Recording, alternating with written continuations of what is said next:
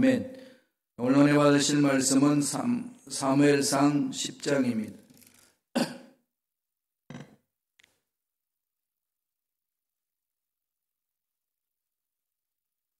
사무엘상 10장 1절에서 8절까지 말씀이 되겠습니다. 사무엘상 10장 1절에서 8절까지 말씀 합독하시겠습니다. 이에 사무엘이 기름병을 가져다가 사울의 머리에 붓고 입맞추며 이르되 야훼께서 내게 기름을 부어사 그의 기업의 지도자로 삼지 아니하셨느냐. 내가 오늘 나를 떠나가다가 베냐민 경계 셀사에 이르러 있는 라헬의 묘실 곁에서 두 사람을 만나리니 그들이 내게 이르기를 내가 찾으러 갔던 암나기들을 찾은지라. 내 아버지가 암나기들의 염려는 놓았으나 너희로 말미암아 걱정하여 이르되 내 아들을 위하여 어찌하리요 하더라 할 것이요. 내가 거기서 더 나아가서 다볼 상소리 나무에 이르면 거기서 하나님을 배우려고 베델로 올라가는 세 사람을 만나리니 한 사람은 염소 새끼셋을 이끌고 한 사람은 떡 세 덩이를 가졌고 한 사람은 포도주 한 가죽 부대를 가진 자라. 그들이 내게 문안하고 떡 두 덩이를 주겠고 너는 그의 손에서 받으리라.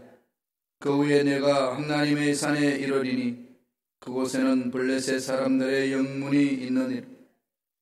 내가 그리로 가서 그 성읍으로 들어갈 때에 선지자의 무리가 산당에서부터 비파와 소고와 저와 수금을 앞세우고 예언하며 내려오는 것을 만날 것이요. 내게는 야훼의 영이 크게 임하리니 너도 그들과 함께 예언을 하고 변하여 새 사람이 되리라. 이 징조가 내게 임하거든 너는 기회를 따라 행하라. 하나님이 너와 함께 하시느니라. 너는 나보다 앞서 길갈로 내려가라. 내가 내게로 내려가서 번제와 화목제를 드리니 내가 내게 가서 내가 행할 것을 가르칠 때까지 7일 동안 기다리라. 아멘. 이 말씀으로 왕이 된 사울이라는 제목으로 오늘 말씀을 나누겠습니다. 9장에서는 하나님의 사람 사무엘을 만나는 그 사건에 대해서 기록하죠. 나귀를 잃어버림으로써 나귀를 찾기 위하여 움직이다가 하나님의 사람 사무엘을 만납니다. 하나님이 인도하심이라고 저렇게 말씀을 드렸습니다. 하나님이 인도하시면 우리 상상을 초월해서 역사하시는 거죠. 신앙생활 하다 보면 이럴 때 있어요. 건강 잃고 물질 잃고 이럴 때에 그것 때문에 하나님 앞에 나와서 기도하게 되고 그래서 하나님도 만나고 하나님 일꾼들도 만나고 인생이 바뀌어지는 그런 역사를 우리가 체험합니다. 하나님이 인도하시는 방법이라는 겁니다. 사무엘을 만났어요. 왜 사무엘을 만나게 하셨을까요? 하나님이 이스라엘 백성들이 왕을 달라고 그러니까 왕정 정치를 하기 위해서 일단 시스템을 허용을 한 것 아니겠습니까? 그래서 하나님이 세울 사람을 만날 수 있도록 그렇게 만나는 길을 여신 겁니다. 그게 이제 잃어버린 사건에서 출발했고 사무엘을 만났어요. 사무엘이 하나님의 명령대로 왕으로 세울 수 있도록 준비를 합니다. 그 내용이 10장에 구체적으로 기록되어 있습니다. 왕이 된다는 것, 어떤 의미가 있는 건지. 저와 여러분들도 이미 왕 같은 제사장이라고 예수 믿는 저와 여러분에 대하여 베드로 전서 2장 9절에는 그렇게 말씀합니다. 왕 같은 제사장이다. 왕으로 된다는 게 무엇인지, 왕의 삶이 어떤 것인지, 그럼 거기에 대한 하나님이 어떻게 확정해 주시는지 오늘 사울이 왕이 되는 사건을 통해서 다시금 우리 신앙생활을 반추해 볼 수 있습니다. 왕이 된 사울의 삶이 어떻게 진행되는지 그 과정 하나씩 보겠습니다. 첫째로 사울은 왕이 되기 전에 먼저 하나님이 이끄신 방법이 있죠. 뭘 하셨죠? 기름을 붓게 했습니다. 사무엘을 통해서 기름 부음을 받으라. 기름 부음을 받는다는 것은 어떤 공직에 쓴다는 거예요. 우리가 하나님이 일을 하기 위해서 기름 부으심이 있는 거죠. 그러니까 구약시대는 어떤 일을 해나갈 때에 먼저 기름 부음이 있습니다. 선지자로 세우고 왕으로 세우고 하나님 앞에 쓰임받은 일꾼들을 세울 때는 언제나 기름 부음 사건이 있습니다. 오늘 사울의 왕으로 선출되기 이전에 하나님은 사무엘을 통해서 사울에게 기름 부음을 행사를 하라고 그렇게 말씀하셨습니다. 한번 볼까요? 사무엘상 10장 1절입니다. 다 같이 우리 한 목소리 천천히 읽겠습니다. 이에 사무엘이 기름병을 가져다가 입맞추며 이르되 야훼께서 내게 기름을 부어사 그의 기업의 지도자로 삼지 아니하셨느냐. 야훼께서 사무엘이 사울의 머리에 기름을 부었지만은 그것은 사무엘은 심부름꾼이다 그런 거죠. 하나님 하신 것에 난 심부름꾼인데 너에게 기름 부으신 것은 하나님이시다. 하나님 일하기 위해서 네가 부르심을 입었다, 선택받았다 이러는 거죠. 하나님 일에 있어서 가장 근본적으로 어디 있죠? 하나님과 만남입니다. 우리 신앙생활이 깊어지려면요, 성숙하려면 하나님과의 만남의 사건을 가지셔야 돼요. 이렇게 말하면은 되게 막연하죠. 눈에 보이지도 아니하고 만질 수도 없는 하나님 어떻게 만납니까? 말은 되게 좋은 것 같은데 구체적으로 만나자고 하니 또 하나님 음성 들으라고 그러자니 눈 감고 음성 듣는다고 그러면 옆에 있는 사람 숨소리만 들리고 걸어다니는 발자국 소리만 들리고 그리고 또 하나님 형상을 그려보지만 근심 걱정만 머릿속에 가득 차있고 이게 도대체 어떻게 하나님의 음성을 듣고 하나님 만날 수 있습니까? 묻습니다. 그건 누구나 다 경험하는 거예요. 우리 지금 목사님들도 그 부분들을 정확하게 이렇다 저렇다 말할 수 없잖아요. 그러나 객관적으로 우리가 말할 수 있는 것은 뭐가 있을까요? 하나님의 마음, 하나님의 사랑, 하나님의 거룩성, 하나님의 능력, 속성이 이 성경 속에 담아놨습니다. 여기 계시해 놓은 거죠. 다른 말로 말하면은 하나님을 만난 길은요, 성경 속에서 말씀을 묵상하는 걸 말합니다. 말씀을 묵상하다 보면 마음에 감동이 있고 뭔가 말을 표현할 수 없는 황홀감이 있고 확신이 있고 평안이 있고 그렇게 해서 하나님 만날 수 있는 길을 주시는 거거든요. 그걸 버리고 다른 어떤 신비한 것을 보려고 그러는 건 안 보이고 또 엉뚱한 것을 볼 수 있고 이럴 수 있습니다. 가장 객관적인 것은 말씀에 순종하는 것. 그러니까 말씀을 읽고 묵상하고 암송하고 손으로 쓰면서 그 살아있는 말씀을 내가 체험하는 거죠. 그렇게 나아가는 것이 만나는 길 아니겠습니까? 그렇게 할 수 있도록 말씀은 성령의 감동을 기록되었기 때문에 말씀을 이해할 수 있도록 내적으로 성령으로 우리를 사로잡아 주시는 거죠. 성령께서. 그래서 기름 부으심 이 말은요. anointing이라는 이 단어는 구약 성경에 쓰는데 신약에 와서는 뭘로 쓸까요? 성령이 임재하신다. 성령으로 충만하다. 다음에 성령으로 침례를 받아라. 이렇게 바꿔서 표현을 하지요. 그렇기 때문에 성령의 임재, 기름 부으심이라는 것 자체는 두 가지 의미에서 우리는 생각해야 됩니다. 예수를 믿을 때에 성령이 내 마음을 감동하셔야 우리 예수 믿어요. 예수님 나의 주라고 신앙한 거는 성령 없이 내 마음대로 믿습니다 해서 믿은 거 아니에요. 주님이 십자가에 못 박혀 돌아가시고 부활을 성천하시면서 성령을 보내셨고 예수님 믿으면 구원받습니다라고 하는 그 고백 누가 할까요? 다 부패됐는데 우리는 고백할 수 있는 하나도 없어요. 근데 성령께서 우리를 품어주시고 은혜로 품어주셔서 고백하게 하는 거죠. 고린도전서 12장 3절 보세요. 다 같이 한번 읽어볼까요? 그러므로 내가 너에게 알리노니 하나님의 영으로 말하는 자는 누구든지 예수를 저주라 하지 아니하고 또 성령을 아니하고는 누구든지 예수를 주시라 할 수 없느니라. 우리가 예수님이 주님이십니다. 예수 그리스도로 고백할 수 있는 그것은 성령이 그렇게 하신다는, 이걸 가지고 성령이 내주하신다. 성령이 내 마음을 이렇게 만져주셔서 신앙 고백하게끔 하신다. 그게 나중에 보면 성령 충만을 받으라 그러잖아요. 성령의 내주와 성령의 충만, 이게 교단들마다 해석이 다 달라요. 많이 차이가 있습니다. 그렇지만은 성령은 동일한 성령이셔요. 다만 해석을 어떻게 하느냐에 따라서 차이가 있습니다. 성령이 내주는 성령의 임재함으로 예수님을 구세주 영접할 수 있다는 것을 말씀하고 성령과 더불어 산다, 이 얘기고, 우리가 하나님 앞에 올바로 쓰임받기 위해서는 성령으로 충만을 체험을 해야 돼요. 성령에 사로잡혀야 됩니다.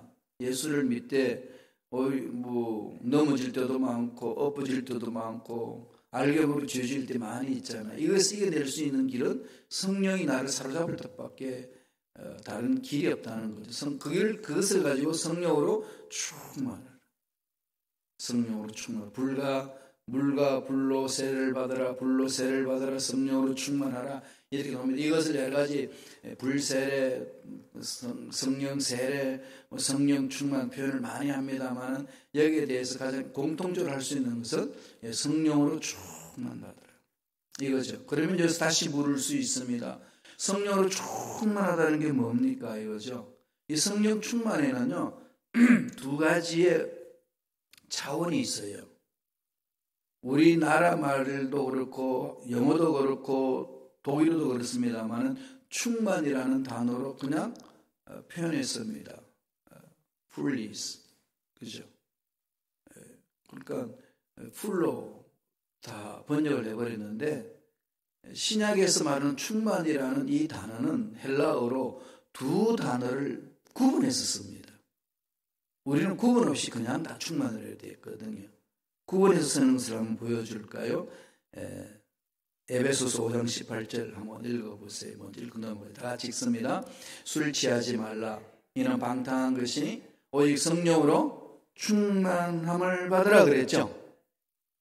성령으로 충만함을 받으라 이렇게 했잖아요. 이 에베소서 5장 18절에 나오는 성령 충만이라는 단어는요, 좀 이렇게 헬라어인데요. 이게 뭐라고 되어 있냐면 플레로오로 되어 있습니다. 플레로오. 막 이렇게 또 이렇게 히브리 헬라 말하면 머리가 막 진하지, 그죠? 그런데 헬라 했기 때문에 진하는 거 아니에요. 여러분 루비통 그럼 지 안 하잖아요, 그죠? 이 자기가 선호하는 그런 좋은 외국 제품은 다 머리 기억하고 있어요. 저는 이해 부르기도 어려워요. 루비통 그거 여러분 안 들어보면 읽기 어렵습니다. 영어로 그대로 표현해 보세요. 그 부르기 때문에 어려운 용어들도 잘 발음하시더라고. 그런 것만 발음하지 마시고 성령 충만을 받은 에베소서 5장 18절은 뭐라고요? 헬라어로 플레로오를 씁니다. 플레로오, 충만하라. 이 말은요, 내적으로 충만을 말하는 거예요.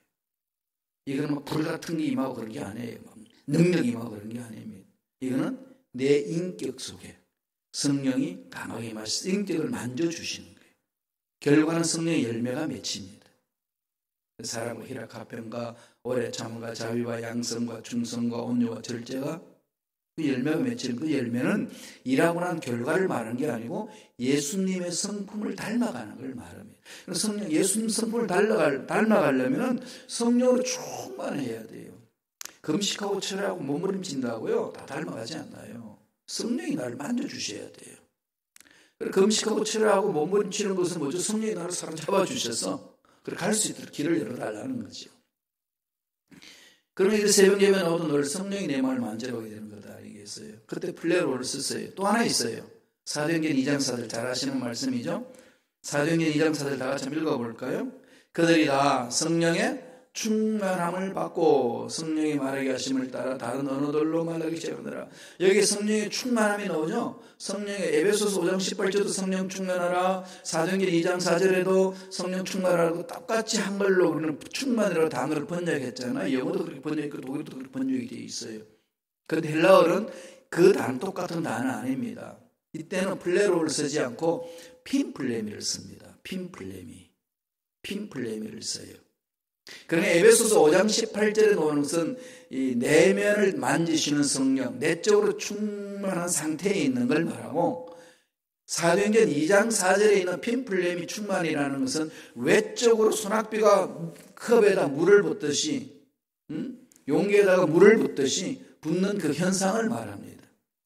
그러나 이걸 좀 구분해서 말한다면, 정리해서 말한다면 에베소서 5장 18절은 내적인 충만이라는 걸 말하는 것이고, 사도행전 2장 4절에는 외적으로 충만함을 말합니다. 그러나 내적인 충만은 열매가 맺히는 것이고, 외적인 충만은 은사가 임하는 겁니다.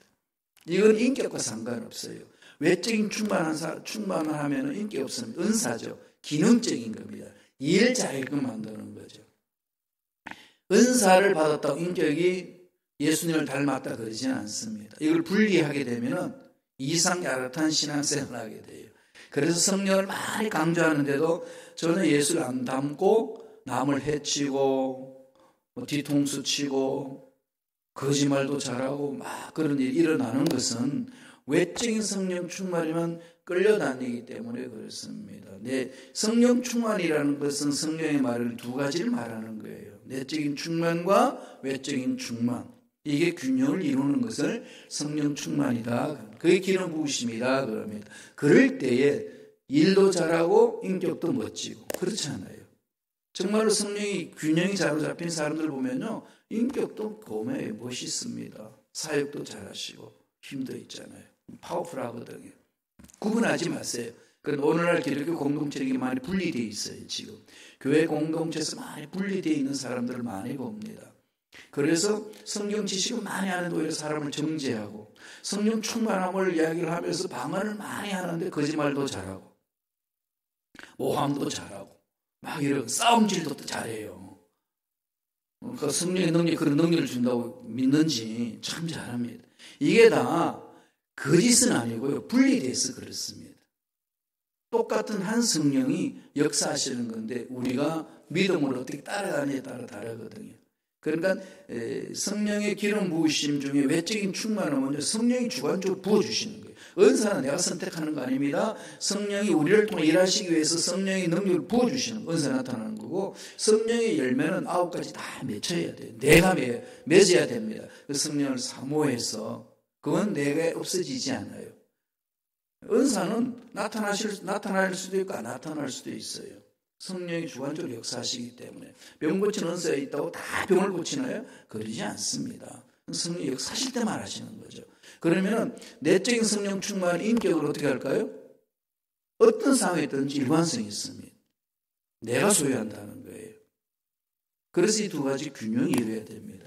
그래서 사도행전 2장 4절의 말씀과 에베소서 5장 18절 말씀 한판에서 간단히 말씀드리면 그렇습니다. 그게 성령의 기름 부으심이라. 균형을 이루는 겁니다. 사도 바울 이름을 잘 설명하고 누가도 잘 설명, 누가복음과 사도행전, 그다음 바울 서신을 잘 설명을 하고 있습니다. 사울이 그렇게 왕 될 때 그런 체험을 했다는 거예요. 기름 부으심을 했다. 두 번째, 소명을 받은 징조들을 체험을 합니다. 사울이 왕으로 선출되고 되는 과정에 있어서 하나님 너를 왕으로 세웠다 불렀잖아요. 부르심에 대한 징조들을 체험하는 거죠. 우리가 성령 체험이 있으면은 우리 삶의 현장 속에 실질적으로 체험이 있어요. 예수 그리스도의 모습이 드러나고 귀신도 쫓아버리고 죽어가는 영혼도 살리는 은혜를 체험하는 거죠. 그 내가 하는 게 아니라 성령이 하시는 거죠. 순종하면 됩니다. 사무엘상 10장 2절 볼까요? 어떤 체험을 했는지 하나씩 살펴보겠습니다. 3가지를 체험한다라고 사무엘이 예언을 해줬습니다. 다 같이 읽습니다. 내가 오늘 나를 떠나가다가 베냐민 경계 셀사에 있는 라헬의 묘실 곁에 두 사람을 만나리니 그들이 내게 이르기를 내가 찾으러 갔던 암나기들을 찾은지라. 내 아버지가 암나기들의 염려는 놓았으나 너희로 말미암아 걱정하여 이르되 내 아들을 위하여 어찌하리요 하더라 할 것이요.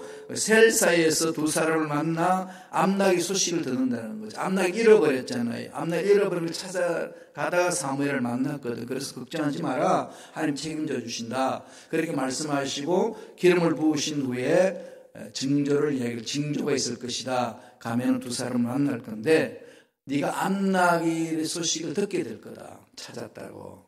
그걸 해주는 거예요. 실제로 체험을 합니다. 그렇게. 두 번째 체험, 사무엘상 10장 3절 4절이에요. 한번 보실래요? 다 같이 읽습니다. 내가 거기서 더 나아가서 다불 상소리 나무 이러면 거기서 하나님을 배우려고 베델 올라가는 세 사람을 만나리니 한 사람은 염소 새끼 셋을 이끌었고 한 사람은 떡 세 덩이를 가졌고 한 사람은 포도주 한 가죽 부대를 가진 자라. 그들이 내게 문안하고 떡 두 덩이를 주겠고 너는 그의 손에서 받으리라. 다볼에서 세 사람을 만나 떡 두 덩이를 받을 것이라는 거죠. 예.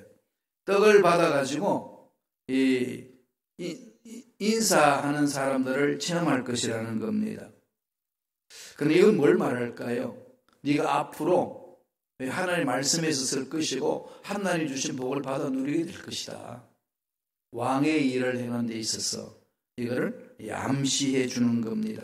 그러니까 네가 왕 됐다는 것은 너 스스로 하는 것이 아니라 하나님이 너로 하여금 왕 되게 하셨다라는 것을 확인시켜 주는 겁니다. 마지막 세 번째로 10장 5절 6절 세 번째 체험이 있습니다. 사무엘상 10장 5절 6절 읽어봅니다. 그 후에 내가 하나님의 산에 이르리니 그곳에는 블레셋 사람들의 영문이 있느니라. 내가 거리로 가서 그 성읍으로 들어갈 때에 선지자의 무리가 산당에서부터 비파와 소고와 저와 수금을 앞세우고 예언하며 내려오는 것을 만날 것이요 내게는 야훼의 영이 크게 임하리니 너도 그들과 함께 예언을 하고 변하여 새 사람이 되리라. 그냥 왕으로 쓰지 않는다는 거죠. 하나님이 왕으로 쓸 수 있도록 새 사람을 변화시켜 주실 거다. 왕이 이끌어 할 수 있는 것은 하나님이 함께 하셔서 일을 하게 하시는 거다. 그걸 말씀하는 거죠. 그래서 왕이 일을 하는 거다. 저와 여러분들이 그리스도인으로 삶을 산다는 것은 내 힘으로 무엇을 한다는 것이 아니라 성령이 이끌어 주셨어요. 성령이 이끄신 대로 따라가면서 이런 일 저런 일을 하는 거다. 그러니까 힘들고 어려워도 뒤로 물러설 이유가 없는 것은 성령이 함께 하시기 때문에 가는 거다. 물론 낙심할 수도 있고 좌절할 수도 있고 절망할 수도 있겠지만 순간적일 뿐이지 그 속에 절망 속에 빠져 있는 자는 아니다. 왜? 성령이 이끌어 세워주시기 때문에. 성령이 세워주시기 때문에 그렇다. 그렇게 말씀하는 거죠. 그래서 그 중에서 성령이 함께 하시면 누굴 만난다는 거죠? 예언하는 자들을, 선지자들을 만난다는 거죠. 이때부터 선지자 학교가 있었어요. 왜 하나님이 사무엘을 통해서 선지자 학교를 만들으셨을까요? 제사장만 있으면 되잖아요. 하나님과 관계에서 맺으면 되는 거니까. 신정국가에서는 제사장 하면 하나님의 음성을 듣고 다스리면 되는데 인간들이, 사람들이 왕을 세워달라니까 왕을 견제할 수 있는 세력이 필요합니다. 그래서 누구죠? 예언자의 그룹이 필요한 거예요. 그래서 예언자 학교, 선지자 학교를 만들었습니다. 그리고 이후부터 왕 시스템에 제사장이 있었고 그다음에 선지자의 그룹이 있고 선지자는 왕을 질타하는 거죠. 자녀의 잘못된 것들을. 이 선지자들을 만나서 예언을 받을 것이다. 그런데 너도 성령의 이끌림을 받아서 그 은혜를 임할 것이다.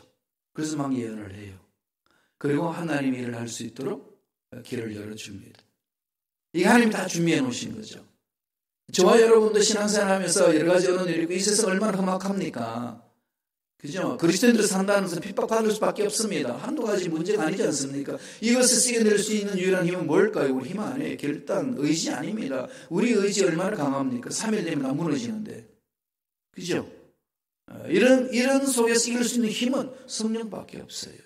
성령이 나를 사로잡아 주셔야 돼요. 성령의 기름 부으심이 있으셔야 돼요. 그런 성령의 충만을 사모하셔야 됩니다.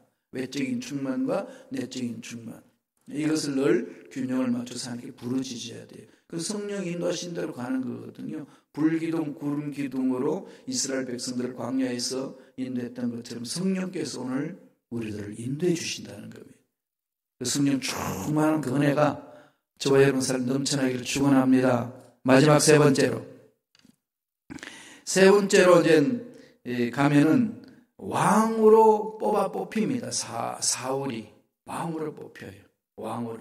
세 번째로는 왕으로 선출되는 거죠. 이미 준비 다 해놓고 기름 부으심이 있고 다음에 소명에 대한 확신을 갖게 하고 그런 다음에 이제 왕으로 세웁니다. 어떻게 세우는지 한번 볼까요?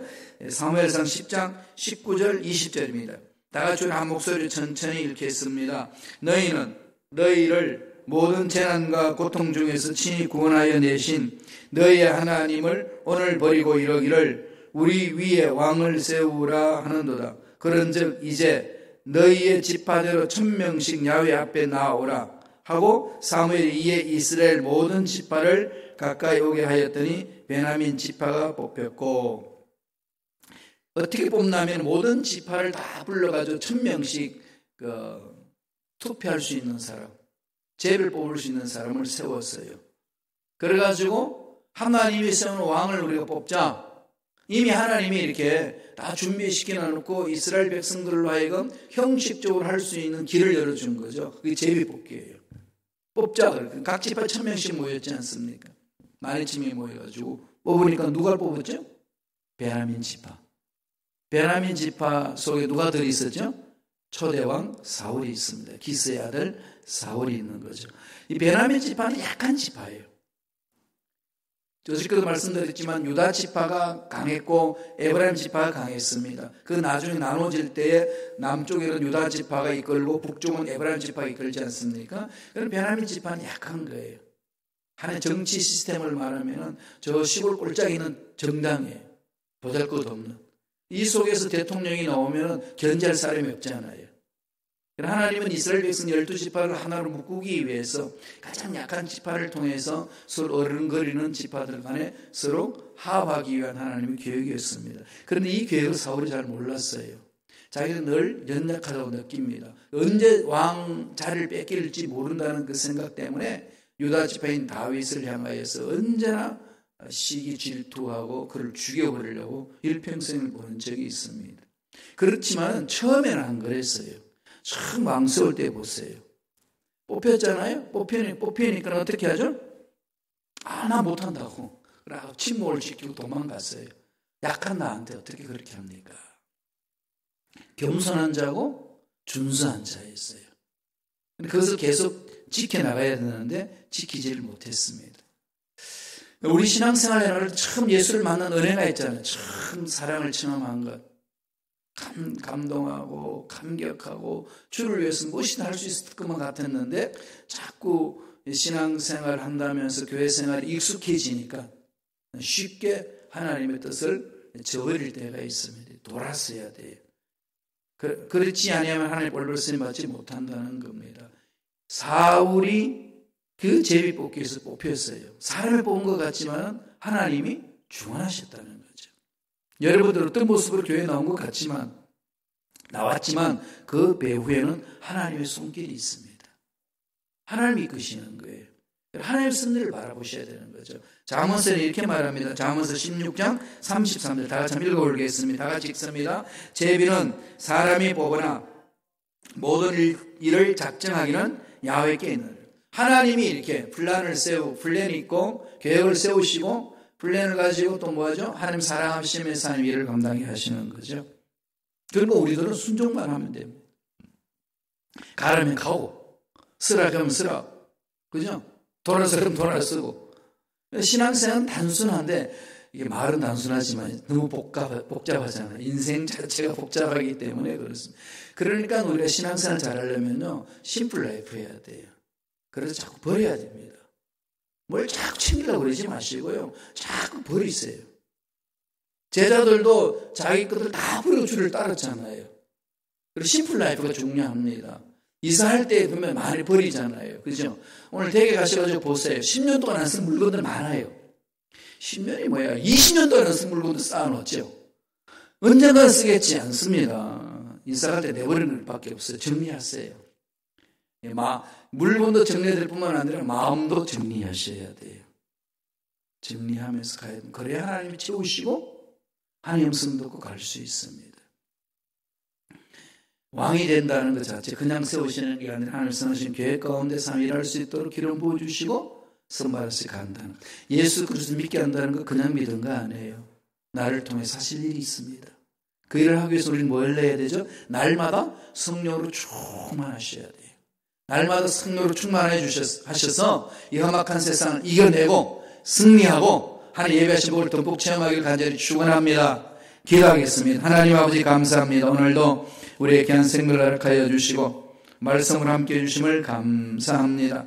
말씀을 통해서 해먹게 해주시고 꿈을 갖게 하여 주시고 하나님의 음성대로 살아갈 수 있도록 결단하고 용기를 가지고 달려갈 수 있도록 축복해 주시니 감사합니다. 험악한 이 세상에 그리스도인답게 산다는 것 우리 힘으로 할 수가 없사오니 날마다 성령으로 충만케 하여 주시옵소서. 외적으로 충만하여 은사 나타날 뿐 아니라 내적으로도 충만하여서 성령의 귀한 열매가 맺어질 수 있도록 역사하여 주옵소서. 좋은 일들이 반드시 일어날 줄로 믿습니다. 주를 닮아가는 일꾼이 될 줄로 믿습니다. 하나님 앞에 쓰임받는 일꾼이 될 줄로 믿습니다. 귀한 역사를 체험하는 우리가 되기를 원합니다. 강하게 역사하여 주옵소서. 우리를 괴롭히는 모든 병만은 떠나갈지어다. 코로나19도 사라질지어다. 하나님의 자녀들을 괴롭히지 말지어다. 전능하신 하나님을 바라보고 달려가게 도와주시고 날마다 예수를 닮아가는 일꾼들에게 축복하여 주시옵소서. 은혜에 감사의 예물 드립니다. 예물 드린 손길을 기억하여 주시고 소원 이루어 주시고 앞날 열어주시고 영혼이 달된 같이 범사자들 때문에 강건한 복을 받아 누리는 멋진 삶을 살아가는 축복된 손길 내게 역사하여 주시옵소서. 감사하고 예수님 이름으로 축복하며 기도드리옵나이다.